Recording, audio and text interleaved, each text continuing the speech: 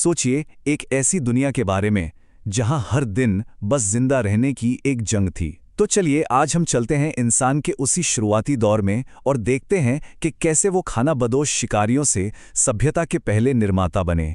ये एक बहुत ही कमाल का सफर है। देखिए, हमारी ये पूरी कहानी एक बहुत ही जरूरी सवाल से शुरू होती है। आखिर ऐसी कौन सी एक खोज थी, एक डिस्कवरी थी, जिसने हमेशा हमेशा के लिए भटकने वाले इंसान को एक जगह बसने वाले निर्माता में बदल दिया। यही सवाल हमारी आज की पड़ताल का सेंटर पॉइंट है। तो चलिए थोड़ा समय में पीछे चलते हैं और उस दुनिया को महसूस करने की कोशिश करते हैं। ये एक ऐसी दुनिया थी जहां ना कोई घर था, ना ही इस बात की कोई गारंटी कि अगला खाना कब मिलेगा। मतलब हर दिन एक नया चैलेंज था और जिंदा बच जाना ही सबसे बड़ी जीत थी। देखने में ये शायद सिर्फ पत्थर के मामूली टुकड़े लगे हैं ना, है ना? लेकिन ये उस दौर के सबसे मॉडर्न हथियार थे। ये सिर्फ औजार नहीं थे, ये जिंदा रहने की गारंटी थे। शिकार करना हो या खुद को बचाना, सब कुछ इन्हीं पर तो टिका था। उनकी जिंदगी एक कभी ना खत्म होने वाली यात्रा थी। भोजन और पानी की तलाश उन्हें एक जगह से दूसरी जगह भटकाती रहती थी। जैसे ही एक जगह के फल फूल खत्म होते, पूरे के पूरे ग्रुप को आगे बढ़ना पड़ता था।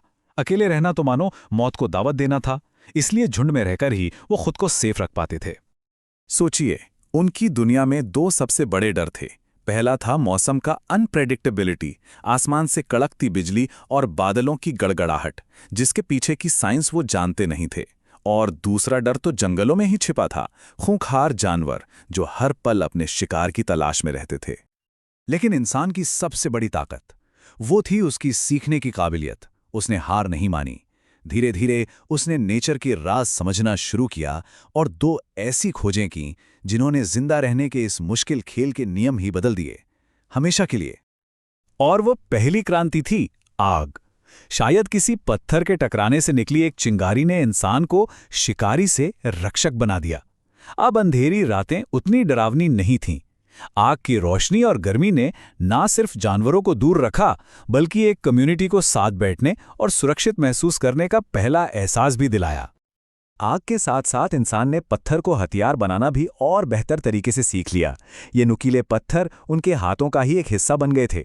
इन्हीं से वो जानवरों की खाल उतारते, लकड़ी को छीलकर भाले बनाते और अपनी जिंदगी को थोड़ा सा और आसान बनाते। इन्हीं औजारों में जो बदलाव आए, उसी के आधार पर इतिहासकार पाषाण युग यानी स्टोन एज को 3 हिस्सों में बांटते हैं।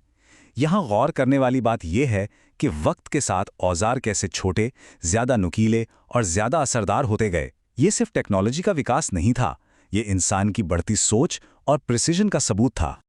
तो आग और पत्थर पर कंट्रोल के बाद इंसानियत अपने इतिहास के सबसे बड़े टर्निंग पॉइंट पर खड़ी थी। ये एक ऐसी क्रांति थी जो सिर्फ पेट भरने का तरीका नहीं, बल्कि जीने का पूरा मतलब बदलने वाली थी।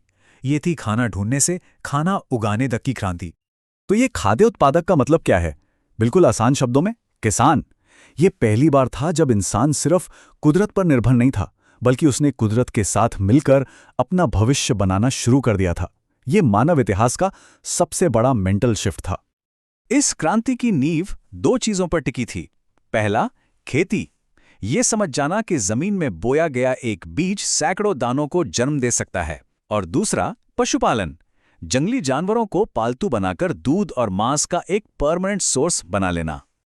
लेकिन ये सब रातों रात नहीं हुआ। इस बदलाव को आने में, हमें समझने में करीब करीब 3 लाख साल लग गए। सोचकर देखिए, 3 लाख साल। ये इंसान के इतिहास का सबसे लंबा और सबसे धैर्य वाला बदलाव था, जो एक पीढ़ी से दूसरी पीढ़ी धीरे धीरे करके हुआ। और जैसे ही इंसान एक जगह टिका, उसकी क्रिएटिविटी जैसे आजाद हो गई। अब उसके पास सोचने का, नई चीजें बनाने का वक्त था। और इन आविष्कारों ने मिलकर एक बिल्कुल नई दुनिया की नींव रखी। अब औजारों की दुनिया भी बदल चुकी थी। फसल काटने के लिए हंसिया, अनाज पीसने के लिए चक्की और उसे जमा करने के लिए मिट्टी के बर्तन। ये सिर्फ नए टूल्स नहीं थे, ये एक बसी बसाई जिंदगी और एक नई सोच का सबूत थे।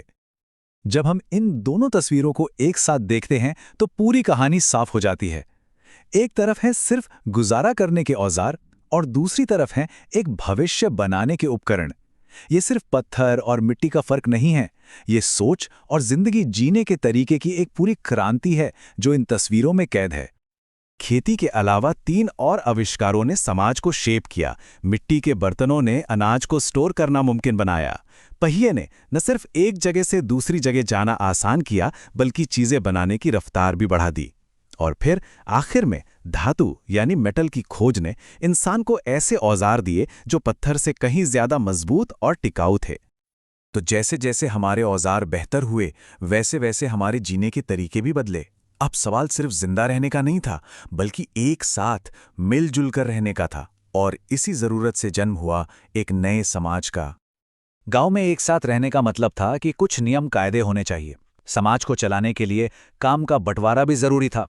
कोई खेत संभालता, कोई जानवरों को चराता, तो कोई औजार बनाता। और इन सब पर नजर रखने के लिए एक मुखिया होता था, जो अक्सर गांव का सबसे बुजुर्ग और तजुर्बेकार इंसान होता था।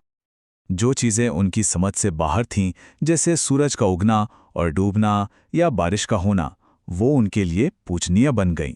उन्हें कुदरत की हर ताकत में एक दैवीय शक्ति नजर आई।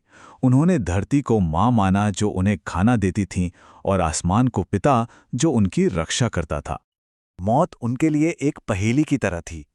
वो मानते थे कि मरने के बाद इंसान एक ऐसी यात्रा पर चला जाता है जहां से कोई लौट कर नहीं आता।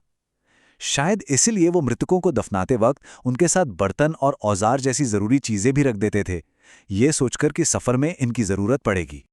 तो इस तरह हजारों सालों के इस लंबे सफर के बाद इंसान ने खुद को पूरी तरह बदल लिया था। जिंदगी अब पहले से ज्यादा सुरक्षित और आरामदायक थी, लेकिन तरक्की की ये कहानी अभी खत्म नहीं हुई थी। पर कहानी यहां खत्म नहीं होती।